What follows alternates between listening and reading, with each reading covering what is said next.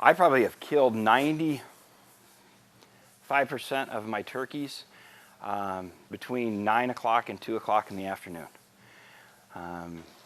When you're going to kill a turkey right off the roost is when you are exactly where he wants to fly down. Or he has no hens. And you can actually slip in there, get set up, and call him off the limb to you. That's the way of killing them.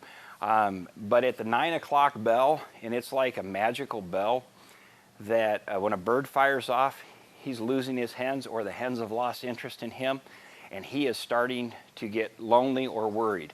And if you can catch a bird gobbling between 9 and 2, I don't want to say 100% of the time you'll call him in, but you get a bird gobbling between 9 and 2, and you've got an over 90% chance of calling that bird in. And I'm a firm believer in it, and you'll kill some giant birds then.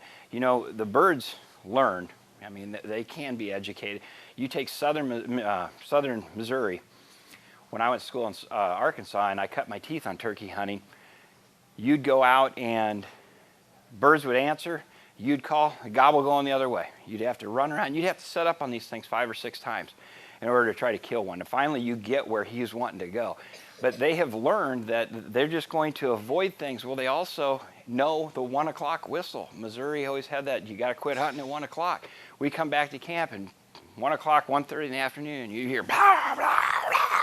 And they're just going nuts. But there's nobody running around the woods calling at them. There's nobody running around driving the roads. There's, nobody chasing them. And you can educate them. And turkeys do have emotion. I found that one time in my life. It's a cute story. I was calling to a bird. This was probably 1995. Over in the Republican River bottom in Nebraska. Birds gobbling, gobbling, gobbling, gobbling, coming. Come up through the cottonwoods. Raised up like this on a little levee. About a 2-year-old with like an 8-inch beard. Saw my decoys and just dropped his head like this. And just turned and walked away. And I was like, wow, he's really upset. He's lucky, but upset.